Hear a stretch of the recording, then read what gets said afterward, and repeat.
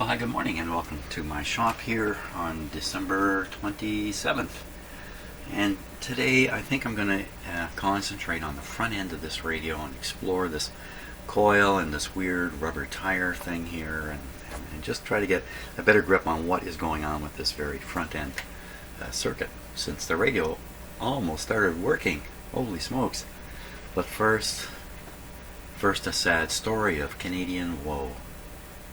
If you're Canadian and you're like us, every year you try to not really outdo but keep up with your neighbors when it comes to putting out Christmas lights on your house. This year was no different, and in fact we scrapped our lights from last year and we went out and we bought these lights. I'm not promoting these lights, I'm just showing you what we bought.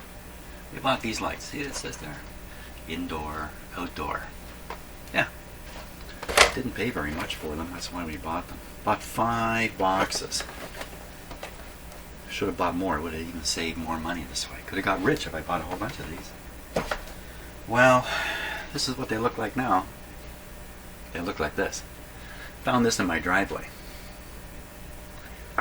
Here's the rest of them, almost the rest of them. I brought them in because of what has happened to them. Look at them. What has happened? Look it.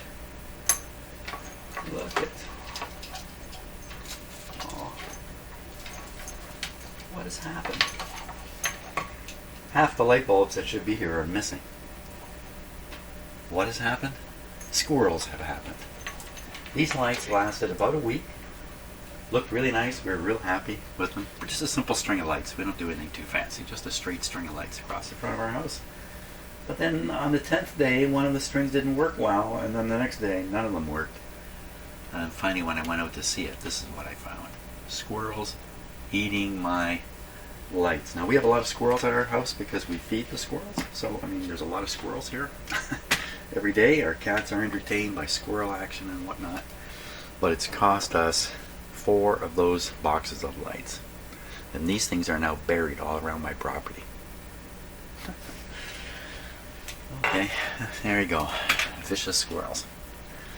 So I think maybe the first thing to do is look at the schematic and just look at this part of the radio circuitry and try to sort out what's going on. This says grid leak, and I have a hard time understanding how that is something to do with a grid leak system. And so a grid leak refers to how a tube is biased. Seems to me there has to be a capacitor involved. The only capacitor that comes close is the one up here. I don't see any other capacitors in here. So let's look at the schematic, get a little bit familiar with the front of the radio, and go from there. You know, you'd think if you give squirrels enough nuts, they would leave your lights alone. Okay, once again, I'm not 100% sure, but I believe this is the radio I have in front of me, the L2 Ultradyne. This does not match 100% because this doesn't exist. This looks like a place to plug in. This doesn't exist. This one exists. So we come to the front end. This looks different too. This looks like a plug-in coil. That's what I make this out to be. And you can see antenna and ground. So the antenna simply goes through this coil to ground. That's typical of pretty much all these very early radios. There is no direct wire connection from the antenna to the radio. And this has got to be transformed. It would have to be into this. So you might have a number of these, maybe for different areas of the broadcast band in some radio. Not this one though, I don't think. This is the tuning capacitor that we see near the apparatus I'm curious about. Where is there a variable resistor? And did I ever say it out loud that these things here, these R1s, are really the filament resistance just being depicted out here, I believe. So here's a potentiometer, but there's another one in the radio, and this one would be the other one. The one I'm looking at is out here somewhere. There's nothing. Nothing. this radio.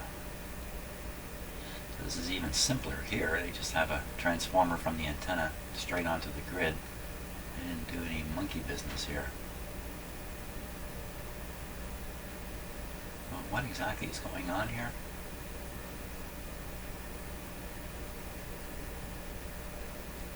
UA, UB, UB, UB,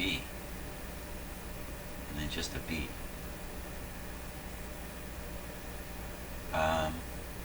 UA, UB, UB, UB, UA. Capacitor here. This is a trimmer in my radio. How come they don't show it as a adjustable? 1, 2, 3, and 4. This one's showing adjustable. Down here in the oscillator. This is the tuning. This is the oscillator adjustment. So we have in this schematic there are 2 adjustable capacitors like the radio I have.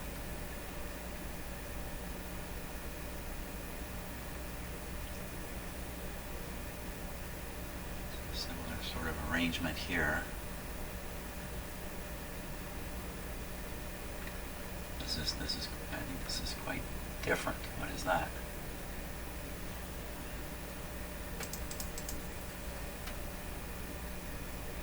There's a resistor right in the front end area.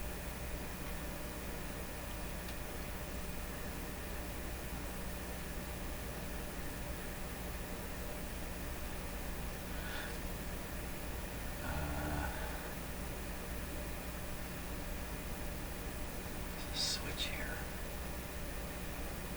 So you can bring the antenna connection and bypass this first tube. Maybe that's for too strong a signal. Maybe that's what this is. You flip this switch and then you've just bypassed the first amp.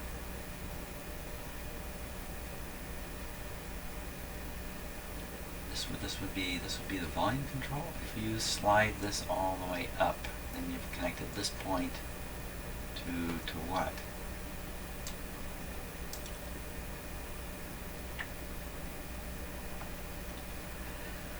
B plus detector. These voltages don't match in any way what's written on my radio. This 135, you know, somebody who worked on this, the person who built this radio onto the plexiglass wrote this number, or applied this number here.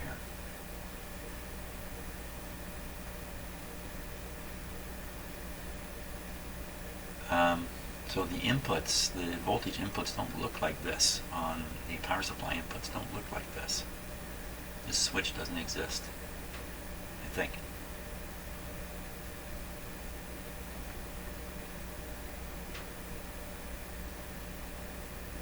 Just have this arranged so when you pop in the speaker, you energize the plate. Something like that's going on with these complicated switches that are in here.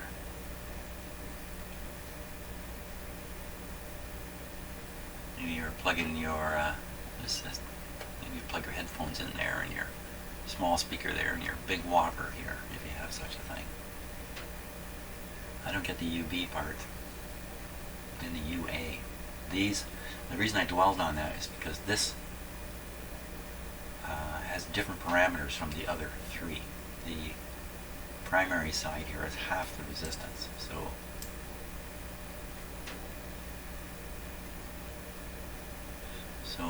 this coil is being powered from this coil. This coil is powered from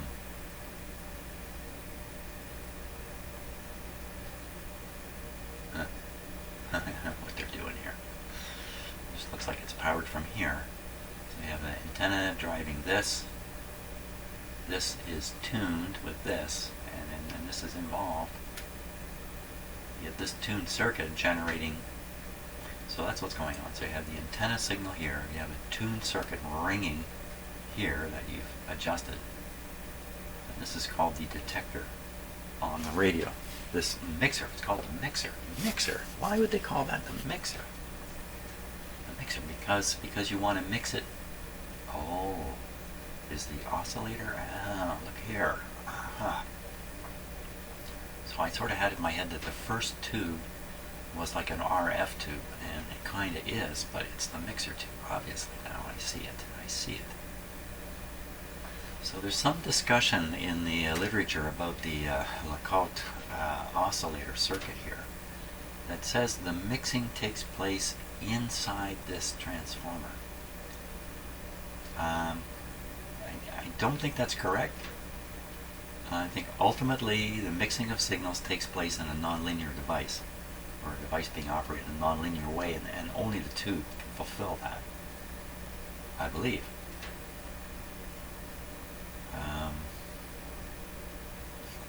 And I could stare at this for a long time and try to figure out exactly what's going on, but there's the tuning area. Plate signal. Yeah. Anyway, no doubt the local oscillator signal. Wait a minute, it's coming over here too. Yeah, I'm not going to sort this out because I read up on it and it's a little bit complicated and it's not intuitive how this operates. We saw the local oscillator frequency yesterday. So it looks like there's nothing, none of these schematics really look like the thing I've got in front of me here. None of them really match well. It's a simple coil, I think, though. Primary and secondary, nothing else. So it's none of this. Modulator. Look how this is drawn. This is so here, so this is a this looks a little extra complicated. This looks a little simpler. So coil, capacitor, and another coil, L5 and 6.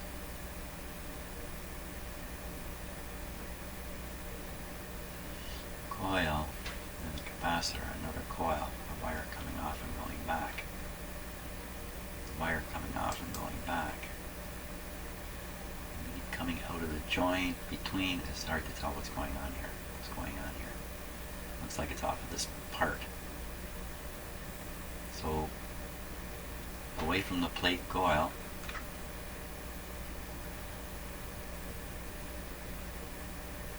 Away from the plate coil. And the tap off is here. That's pretty much the same arrangement, I think. This doesn't look terribly unusual. We have the plate current going through this primary winding, setting up a response here, which then goes on the grid, and there's your oscillator. It's very straightforward. And the oscillator output is nabbed here and brought up. See, like in a modern radio now, you'd have a multi-grid tube here, and you'd have these different grids to put the antenna signal on and a local oscillator signal. But in 1924, all there were these triodes. I'm not sure anybody come up with anything beyond a triode yet.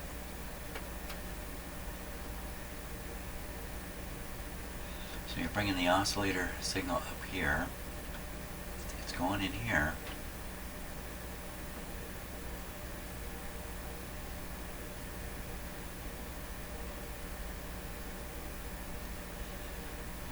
It would strike, I don't know, it strike me the mixing must happen in here. You have this R4. This is going to vary the heater temperature of this one tube. Yeah, it's right on the heater legs here. But only one tube. This would be your volume control.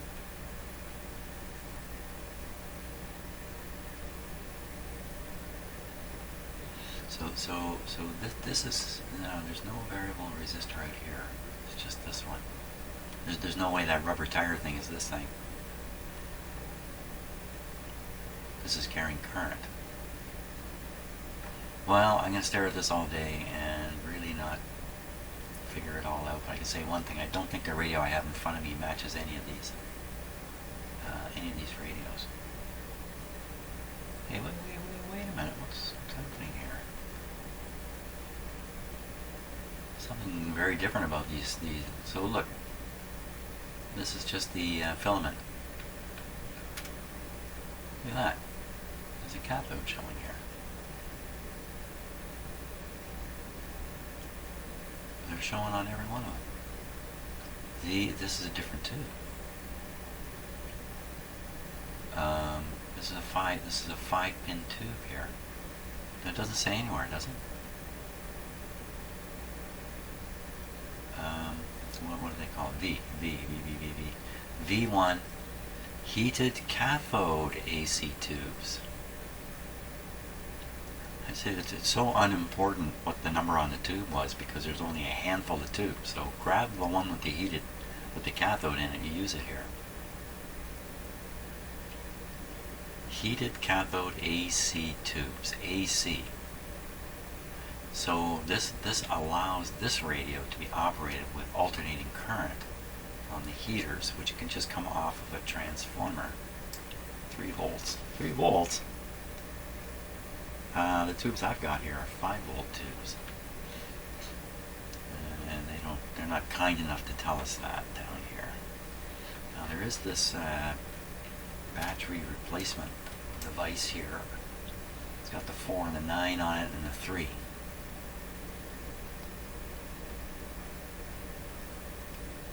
It says B plus, doesn't tell you what it is. You think they write for sure what it is here.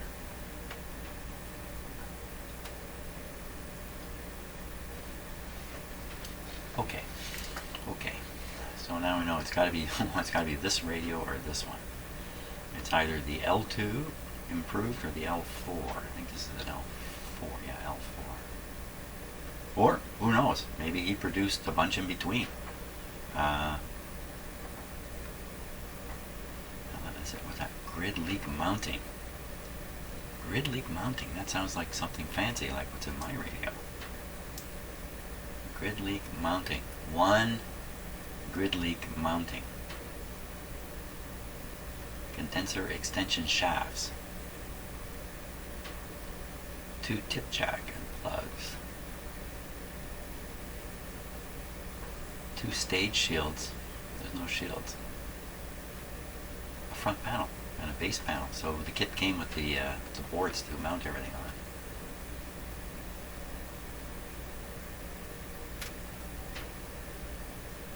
Fixed resistor, 3 and 4 variable resistors, rheostat,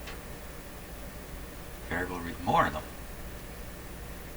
There's like 5 variable resistors in here, and a rheostat. Now this is just the parts list from the kit. It's the model all-wave electric dyne. No, I don't have that. I have the Ultradyne. Why is it even on the same page here? Okay, is that enough babbling about the schematic? I can't extract any more from it.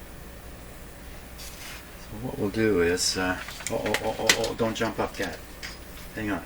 Nope. Hold it.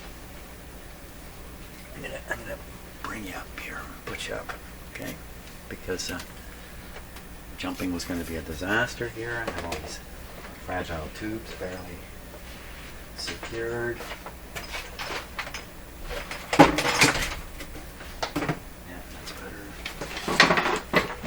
There you go. Okay, now let's take a look at this coil situation here. So far what I've figured out is the antenna and ground lines come in. They probably meet up with a primary winding that's either integral in here or it's underneath, we can't see it. And then secondary side of this is coming out on, I don't even know. Maybe, I don't even know. Will have to be these two because it's the only other. It's the only way out of here. 2 in, 2 out, and this one appears to be disconnected from anything. So that's kind of a bad story. I turned this up, doesn't come off, just goes up. Wait a minute, Yeah, it goes up and locks. How's that help you at all? What amount am I adjusting? Oh. It's like a, this is like a box. It's held on with these two screws and this. So this must be the coil lead coming out and attach. I have to nip that if I want to take this right out of here. I gotta find out what's going on with this. Find out where these two lead to. Everything's loose and crummy. Have to nip this little wire here. Undo the screw.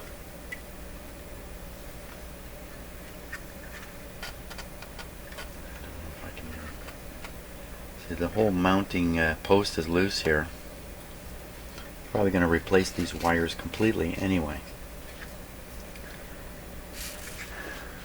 But you're not even looking this way, you're looking the wrong way.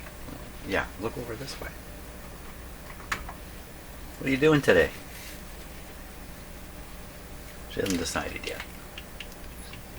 She's thinking she's going to have an exciting day. I'm just going to nip these bare wires there. Not a loss at all. I'm going to nip this one here. I got to take that screw out.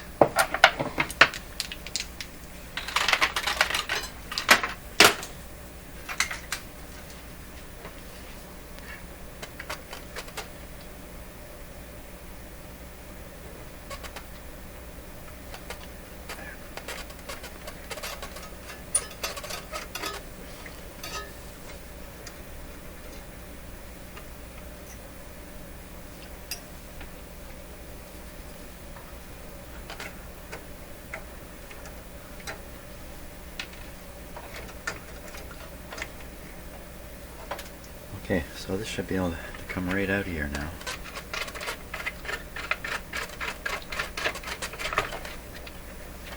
Feels like a machine screw. Yeah. Machine screw going into some non-metallic material.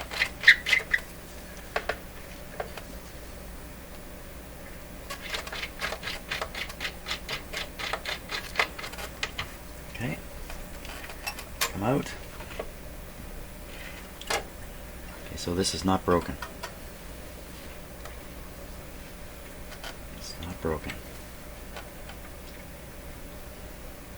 I have to nip it and resolder it. It'd be smarter to try to desolder it and maintain the end of the wire if I can. Because it's short and it's the kind of thing you start trying to strip this back to resolder it, like if I just cut it away, and while you're stripping it back, nip, it gets shorter, nip, oh, too short now to even work with. So I don't want that to happen, so I just try to desolder it here.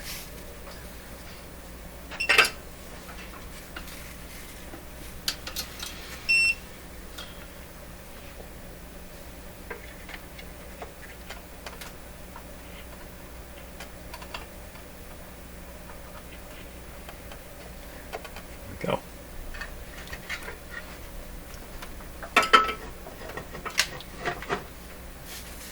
Just be careful here, okay? Cat. Now we're going to take a look at this coil.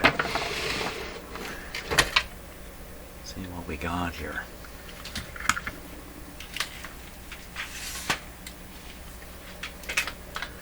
What have we got? Oops. Oops.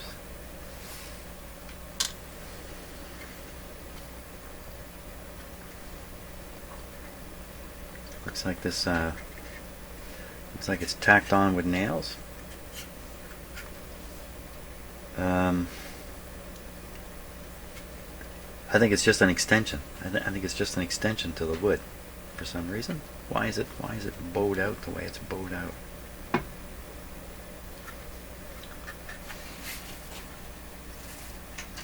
What do you say, Cat?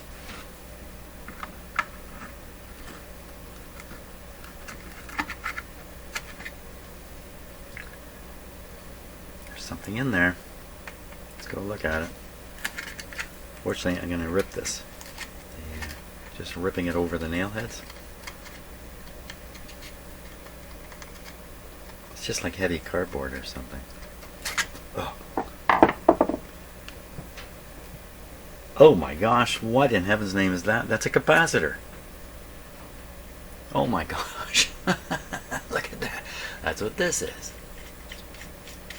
So you drive this down, right? It pushes all this against this cardboard.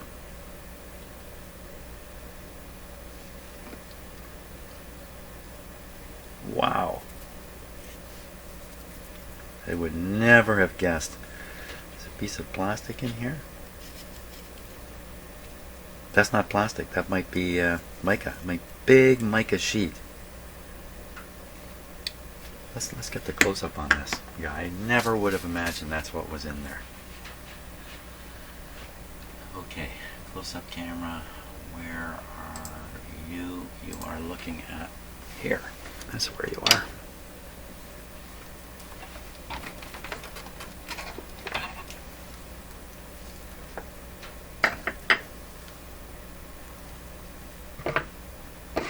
Even my cat's looking at this.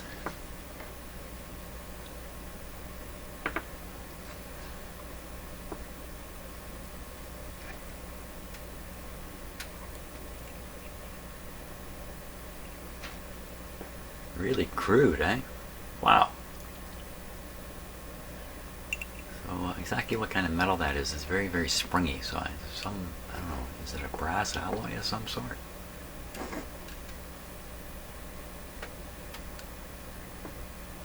So we have the, you can see the screw coming up from, here. So there's two terminals there.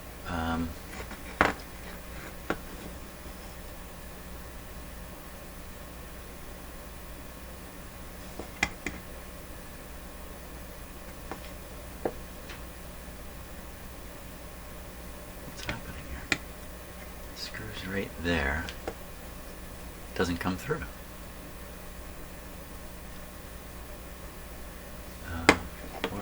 How's this connected? Up above somehow. Wouldn't they connect it through those screws? Like they would put nuts and wires?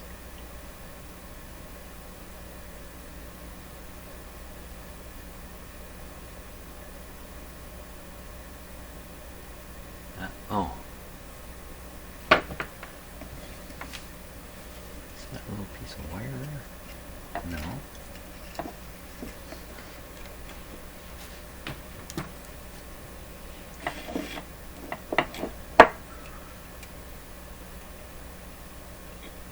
This has to be connected to the top somehow, or what good is it? This can't do anything on its own, can it? Is it connected through the knob? Oh, that'd be terrible. But terrible is where they're at. Let's get just a little bit of tiny spotlight out here.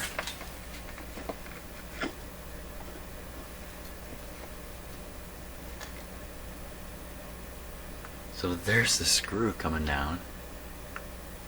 Well, sorry, I can't.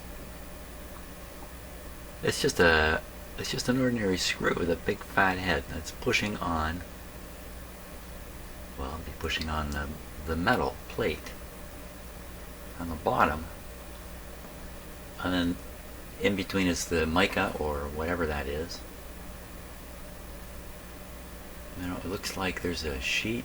It looks like the screwed contact bottom sheet, mica metal. That's what it looks like to me.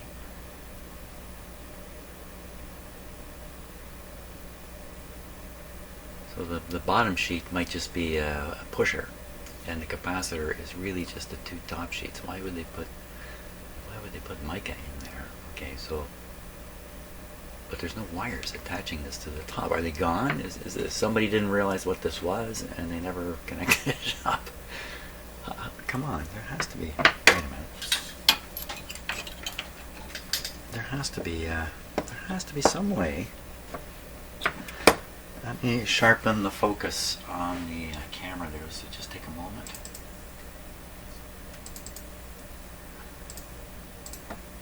So we get as close as we can with it.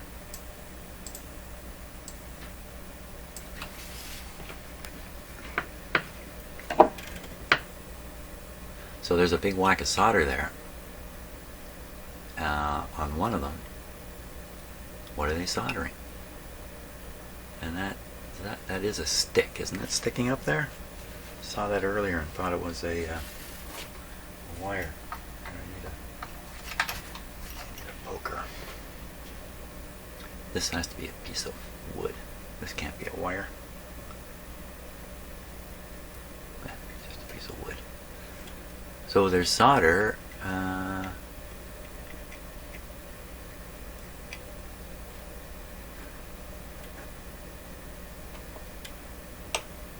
Maybe the wire is just, you can't see it. It's underneath the underneath here. And what? So they have a hole drilled for the wires to go through right here. That's what that has to be. Well, the wires would have come through. Well, there's some wires. Where's that going now? I never did figure that out.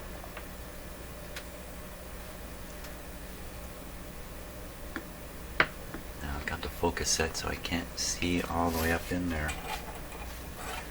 I just blasted with some light here.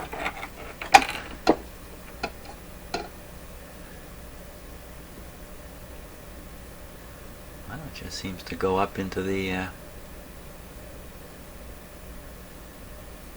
what's that up? So there's another.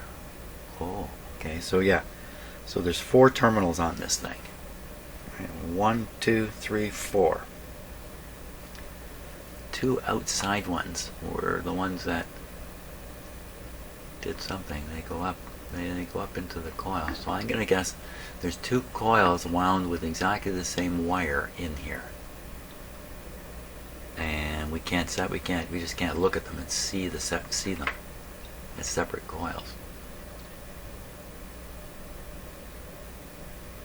The wire going to that terminal, and then we have the other 2 wires. Let's check for continuity. That would be a simple thing to do.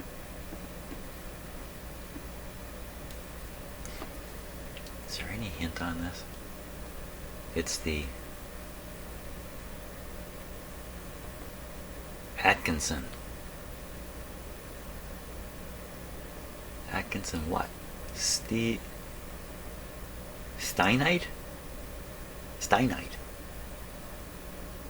Get your Steinite from Kansas. Oh, I remember looking at this before. Well, Mr. Steinite, you're not in Kansas anymore. Is that right? So my cat has just decided to get comfortable over here. You got a dirty face. You wouldn't know it until you get up close. What a filthy, dirty face. Look at that. Clean your face, cat. And this camera practically shoved in her face there. Very tolerant. Okay, let's do some measurements here. We'll find out if there's continuity. I'm sure there is. It's just a piece of wire after all. You really wouldn't expect it to not be continuous. It's more a question of making contact with it. 2,000 ohms.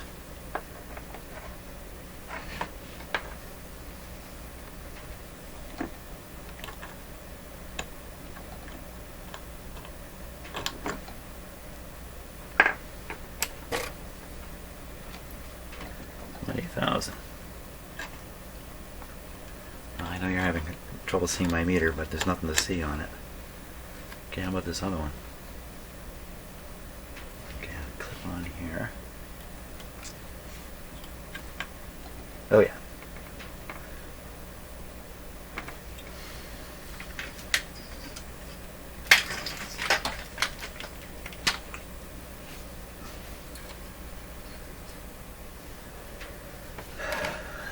I have some new lighting options in my shop here. Let's just try from that same wire to the other coil. No. So this first coil didn't seem to respond, but it's probably just me making bad connections here. Let's try it. Let's try it here. Yeah. Oops. There we are. So we know the wire's continuous through the coil. We don't know that it's making these connections very well. This is just as loose as can be. I can get at these underneath now, can I? Yeah, screws. So I can tighten the. I can hold them. I actually don't want to tighten them. I want to take them off first.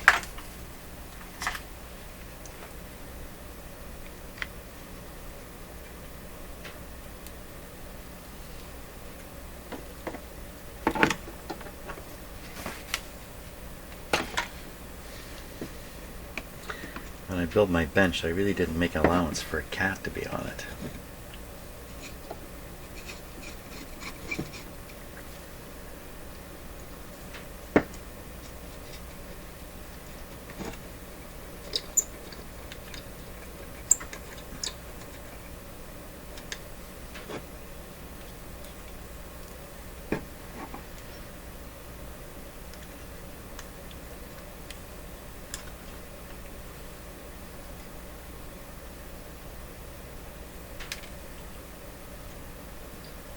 Wire soldered to this metal, and the metal is clamped down by the nut.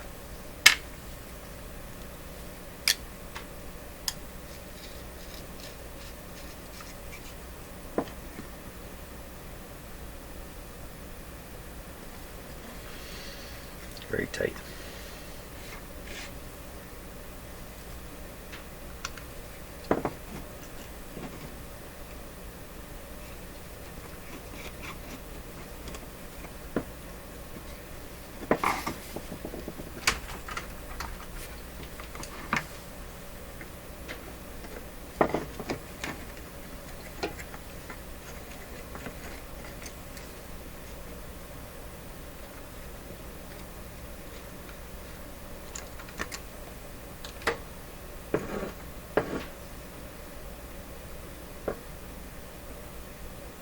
Same thing, it's just mechanically clamped down.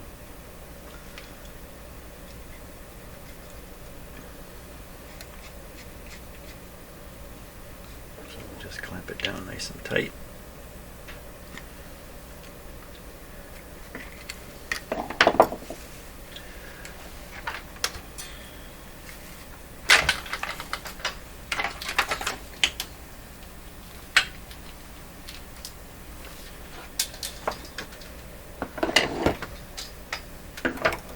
So I brought a rubber mat up on my bench so I'd have a place to put tools. See what's on the mat? See where my tools are? That's to try to cut down the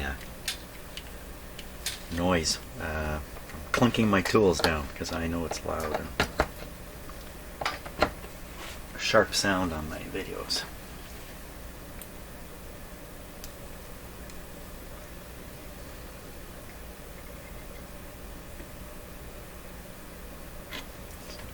There.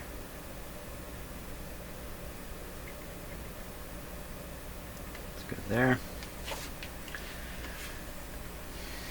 Okay, so I'll be able to put the new wires from the antenna and ground post at the back to there, to these terminals.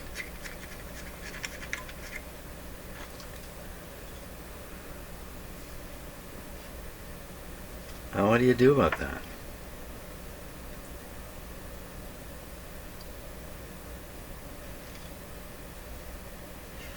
There's a tiny hole in this corner, right where that thing is that I keep thinking that looks like a wire. No, that's not wire. It's definitely not wire. There's a hole here, a little tiny hole, and a hole here. Solder here. No solder here.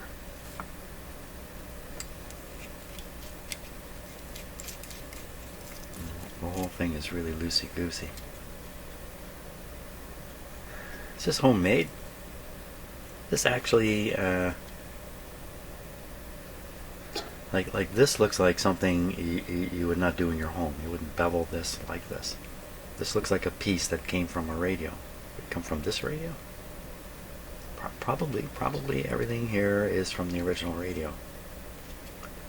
So why do they have this capacitor thing connected to nothing? Rate integral with the coil.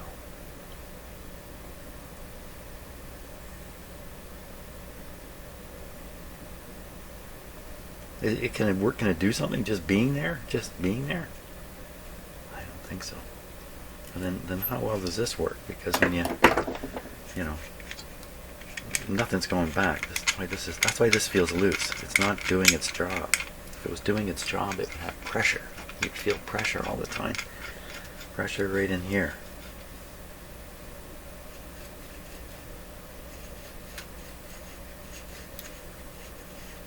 So normally there's a base plate. So let's pretend we're the base plate. Screw this way up. A flat base plate, not one that's got a big divot in it. Why is it painted in here? Or did they paint it out here? That's what they did. They painted it out here, and the paint just came around a little bit. Maybe they put this whole thing together and then soaked it or doused it. It looked like they dumped it in paint. Like that. How'd this get all painted under here?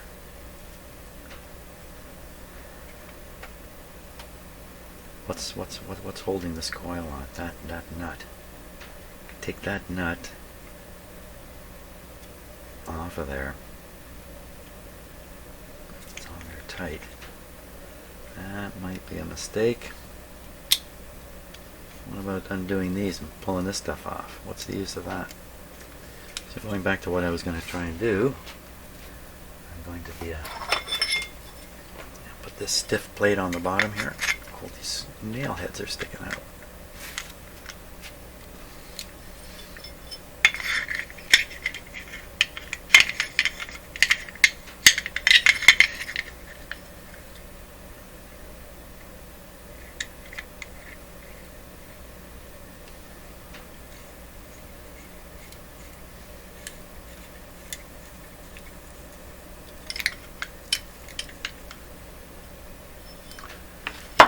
Strange that they would use a material like this,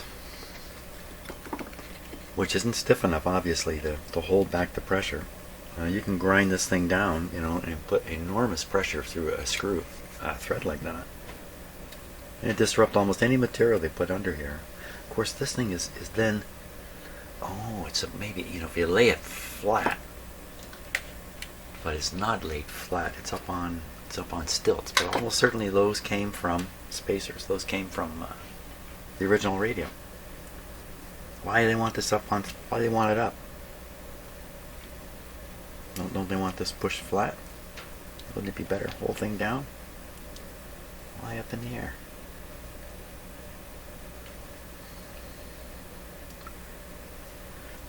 Okay. Spent a long time looking at a couple of pieces of metal in a coil.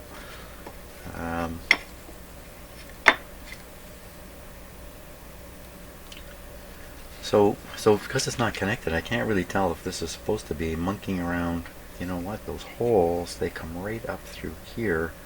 Almost certainly they are fooling around on this part of the coil. This is they've got to be the primary because the antenna. They put the screw terminals here, but not here. Or are they missing? There's only a small hole there. This wire was soldered, so was this one. But they put screw terminals here. Oh, those designers. Who knows what they were thinking? Well, okay, okay, back to the schematic. Okay, so having seen that, is that this? C1. So this is C2. I don't think so. I think these are the big capacitors. So where's the capacitive adjustment here? There isn't any. There's this thing. Now that adjustable capacitor Well, I think that's the big tuning one, the big tuning one on the front.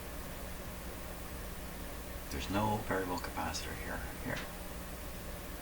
This would be the tuning on the front again. And here's the other one, oscillator and tuner. Oh, another one. Oh, adjustable coil, adjustable cord coil. That's not what's in this radio. It's definitely not what's in this radio. I think we can cross out this one. This can't be the radio I have. We're left with this. So we know the front end. Well, we don't know anything, but we could guess. Maybe the front end has been monkeyed with. Am I misinterpreting this jack? It says J on it, jack. Was there a jack and the guy gave up on it when he transferred it into here? He said, we're going to dump the jack. He would dump this coil. He said, we're not going to use any of this. This goes, and I'm going to use this other one from this other radio. I'm going to stick it in there, and that's what I've got. I've got something from another radio. Maybe somebody, took this and stuck it on here. I have no idea. No idea. I don't see any variable capacitor that has any influence on these coils outside of the tuning. Oh, look at this. So there's 1, 2, 3. This looks almost like gang tuning. So this is not my radio either. And I've known that all along. Different tubes, different tuning, really different.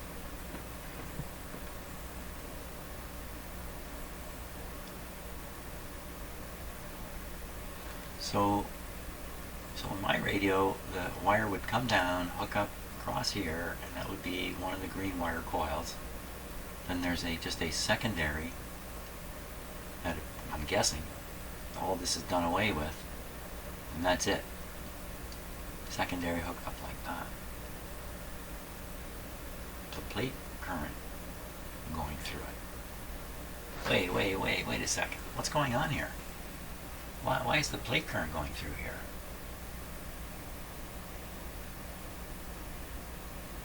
This is like an oscillator here. So the Lacault system used work between two tubes. That's the best way I can put it. It says oscillator here, but from what I read, it's really something weird going on with these two tubes. Maybe I don't know. The output definitely is shoved in here. Pretty mysterious. So I mean, the real question is, what am I supposed to do with what I got? Run the plate? Is a plate current? It's not just going through here. It's actually going through this. I don't think that's the case. I can just look at the radio. It's right here. I'm just going to take a look. So I can look right at that transformer right here. You can see this capacitor and the two connections.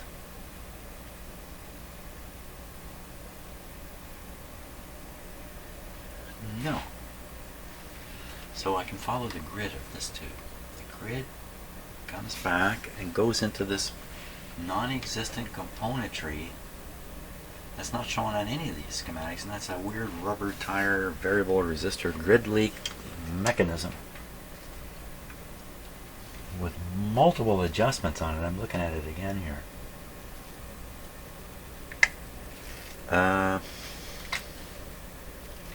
Well, that's the next piece to explore in detail. I'm kind of done looking at the coil. So, the piece which does not appear on any of these schematics. Now, Kat, you've kind of crowded up my bench here a bit. I gotta move this.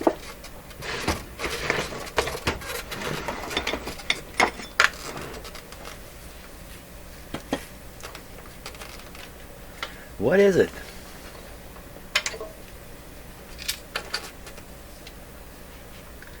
What is that thing? So we have a connection to this tuning capacitor. The other side of the capacitor is going to what I think could be called B minus or negative or ground. From here, like This material looks like an insulator. Am I fooled by it? This isn't an insulator? And then we have coming through here with these wild adjustments here. Why all this? Mechanics. They come up with something simpler than all this. And we have the rubber tire. We have the drive mechanism here, which doesn't drive anything.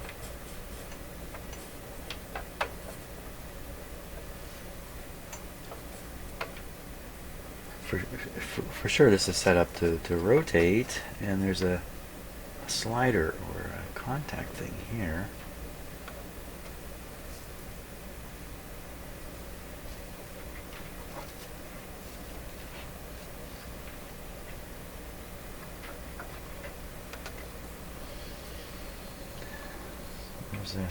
So there's a spring clip. Let me get a better pointer. This spring clip right here is pushing this way on some material which fits through a hole in this block and contacts this rubber tire or whatever this material is. And this part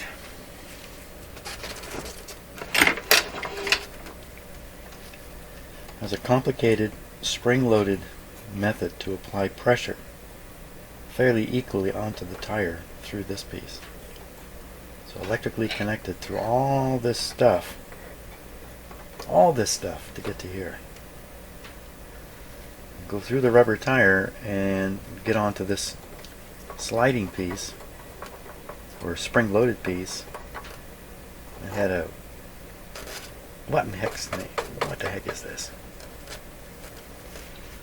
What the heck is it? Can you tell me, Shadow? Are you getting ready to leave? You want some help? Do you want a little help? You want some help here? There. There we go.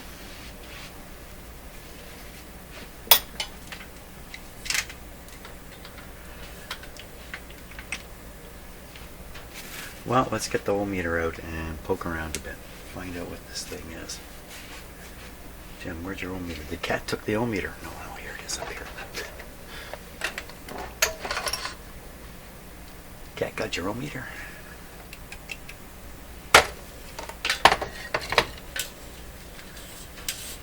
Okay, hang on, Cat. I have to open the door for her. Hold on. Where do you go?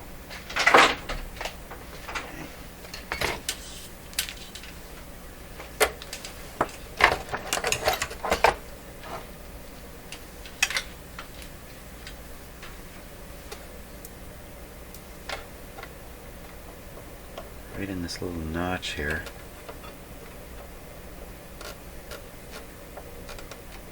I feel like an idiot doing this.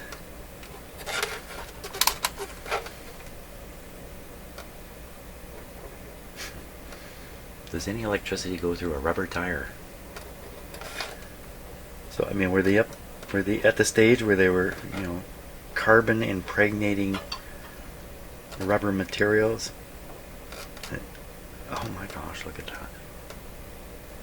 I heaved on it a bit. I kind of pushed the points in. Look at that. Okay, so if I come outside the rubber now and use these contacts, that's my other cat.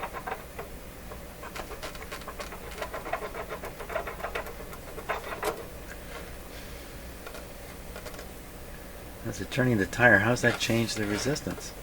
I was thinking about this actually last night when I was going to sleep.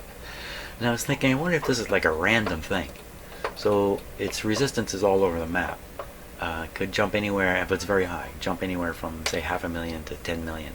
But as you're turning the control, the resistance of this is just flying up and down. Who knows how it's going, jumping here and there. But if you turn it enough and it jumps right, you get better sound. So you stop there. So you turn this thing like a clarifier until you got the music playing nicely. That's what I came up with while I was sleeping, half asleep.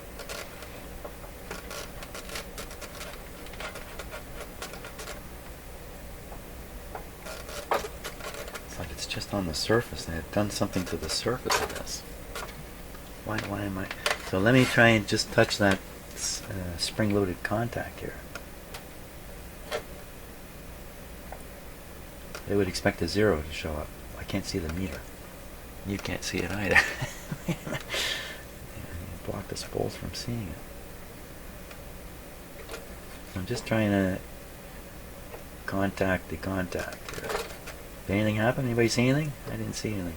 Okay, let me just try. Let me try here and the contact. Oh, 0. There we are. So whatever it is, it's a 0. It's like it could just be a metal post under spring tension.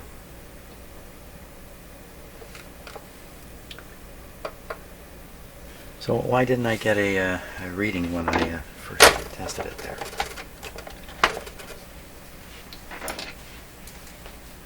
So I think we probably are looking at a very early sliding volume control type thing here. I lost track of my leads. This eventually morphed into what we know as the everyday potentiometer.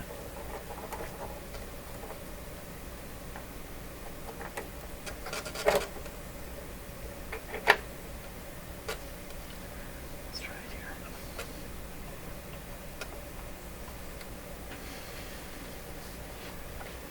Yeah, how do you turn it? I have to turn it with my finger.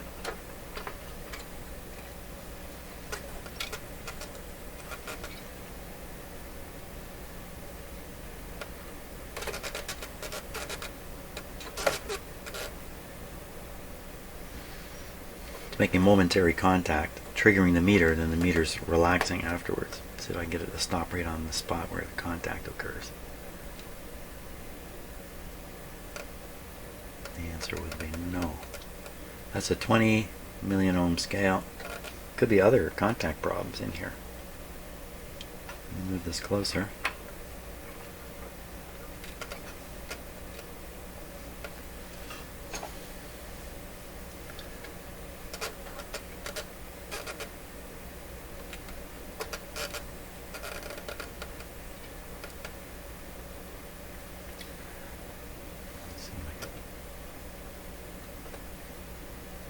Behaving a little bit like a capacitor.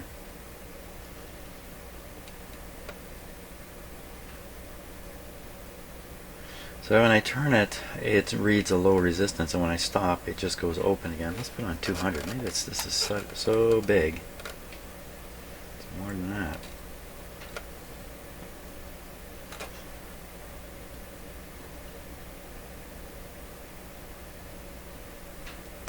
Let's go way down here. So when I'm turning it, just rubbing it, sort of. 3, 4, 5, and I'm going to turn the other end and rub it. 3, 4, 5, 3.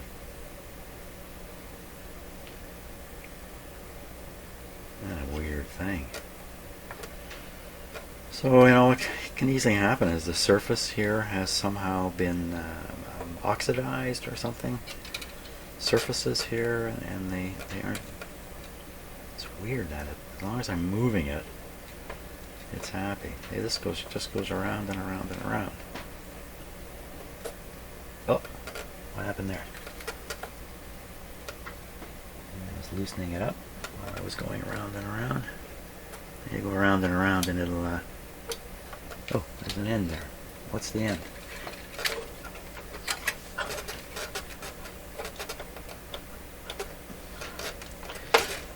It's the. Oddly enough, there's a slot in the rubber tire.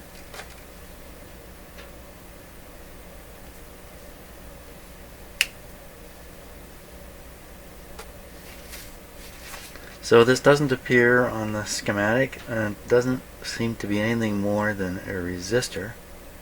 Why Why a variable resistor of some sort? Why would you even do that? And then on the front it says grid leak. It says grid leak.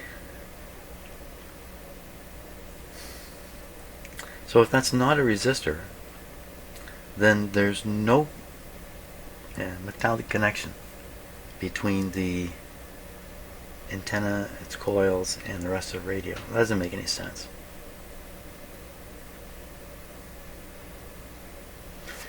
I don't know what this thing is, and you know, this how is this supposed to work? How did it get loose like this?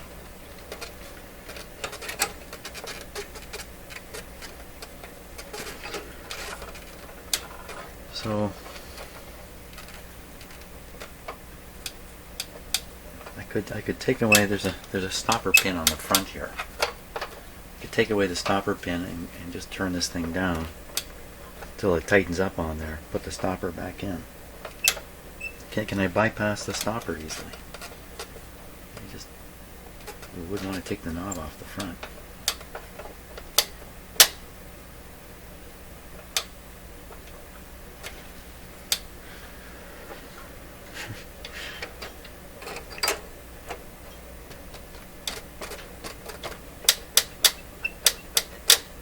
What's the use of dealing with this? I don't even know what this thing does. What can I do with this? Bypass it with what? Take a wild guess at a resistor? Stick a resistor in there. And see what happens. Forget the resistor, just short the thing out. Short it, I mean, after all, I operated this radio yesterday and bypassed all this stuff. Stuck the antenna right onto the grid of this tube. Bypass all this.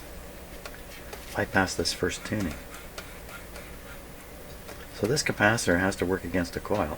It's got to be that green coil.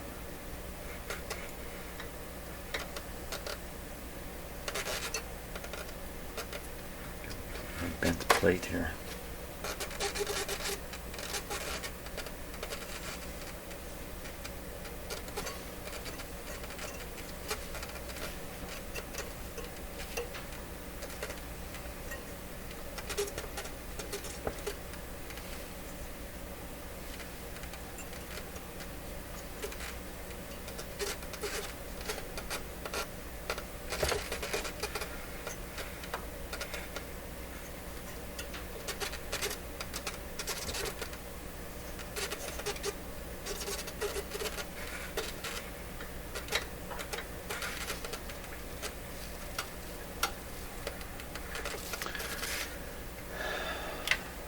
Okay. I feel better bending some pieces of metal and trying to figure out what to do here. Well, the coil could be, they can't even do anything with the coil because it has the mysterious capacitor on it. It's just all mystery here. It's all mystery. So I basically have some components here. I should put them together in a way that makes sense for the radio. And what would that be? That would be, take this coil, run the antenna through the coil to a ground. You know, I don't really have a ground, but I could do something like that. I do a way of doing it. So that'll be the antenna on primary, and then the secondary, feed it straight to the grid of this tube. And all this apparatus, what's it all about? Then we have this. This isn't, you know what, like this is not a front panel control, right? I mean, this isn't something you're adjusting all the time. It's like a one-time adjustment and leave it.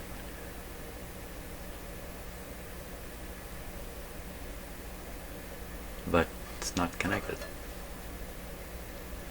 I got too much stuff here to think about. Maybe some research might help too. At this point, I think I'm not sure I can extract any more from the front end of this radio. That's it. I think I've seen all there is to see. Still loaded with questions. Especially this weird apparatus here. I mean, why? It's to make this piece somewhat independent from this piece. What is holding this piece? This. It's not independent at all. It's going to be a relation. There's this is a wire down here. So there's only one stiff metal piece here. I guess this is to allow movement of this to line up with the front hole or something on your panel. Just, I don't know. I can't see any wisdom for it. Okay, well that's it. I'm worn out from this. Yeah, I'm going to spend the day thinking about this. Tomorrow we'll try to make it operate through this coil in some way, somehow. Some way, somehow. Well, thanks a lot for watching. Lots of talk in this video.